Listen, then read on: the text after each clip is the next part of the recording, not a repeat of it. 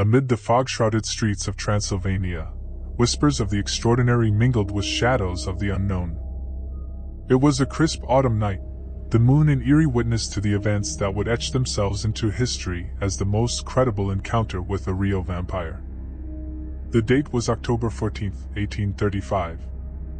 In the heart of a quaint village, nestled against the backdrop of looming mountains, lived the enigmatic Count Valerius Drakul.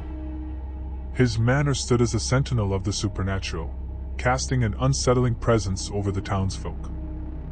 Yet they carried on, their curiosity and fear intertwined like ivy creeping upon their hearts. One night, as the villagers gathered in the dimly lit tavern, a figure cloaked in mystery entered. His name was Viktor, a traveler with tales of distant lands and fearsome beasts. As the fire crackled and ale flowed, he recounted an encounter that would haunt his dreams. "It was on a moonlit night much like this," Viktor began, his voice a mesmerizing melody. "I was exploring the outskirts of the village, driven by an insatiable curiosity. That's when I stumbled upon a hidden path, lined with twisted trees and gnarled roots.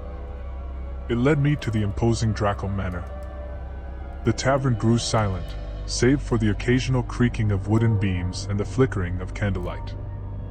All eyes were fixed on Viktor, drawn into his tale like moths to a flame. The manor was a sight to behold, bathed in an eerie glow. Its windows seemed to shimmer with a spectral light. The air grew colder as I approached the front entrance, my heart pounding with equal parts terror and fascination. As Viktor continued, his words painted a vivid canvas of suspense and unease. The villagers could almost feel the chill that coursed through his veins, a chill born not only from the night air but from the unknown entity that awaited him. I entered the manor, drawn deeper into its labyrinthine corridors. The air grew heavy, laden with an intoxicating scent that both beckoned and repelled. It was then that I encountered him, the elusive Count Valerius Drakul. Viktor's voice trembled, reflecting the overwhelming aura of the encounter he described. His presence was overpowering, his eyes like smoldering coals that pierced through the very fabric of my being. He spoke with a voice that resonated like a whispered secret, promising knowledge beyond the scope of mortal understanding. The villagers were spellbound, caught in the grip of Viktor's tale. Their imaginations conjured the image of the charismatic yet sinister Count, a figure both alluring and terrifying. I felt an irresistible compulsion to stay, to unravel the mysteries that lay before me.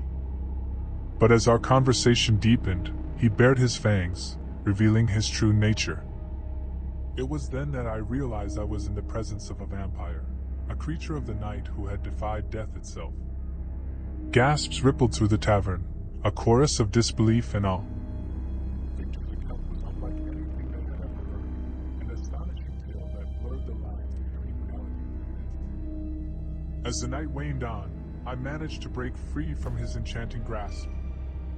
I fled the manor, heart racing, breathless with the intensity of the encounter. The memory of those eyes, those fangs, would forever haunt my dreams. Viktor's story ended, leaving the villagers entranced yet unsettled. They dispersed into the night, their minds grappling with the possibility that the boundaries of existence were more fluid than they had ever imagined. And so, on that fateful October night in 1835, the tale of Count Valerius Drakul and his supernatural encounter was etched into history as the most credible account of a real vampire. The truth of the encounter remained shrouded in mystery, a tantalizing enigma that would persist through the ages, forever blurring the lines between the ordinary and the extraordinary.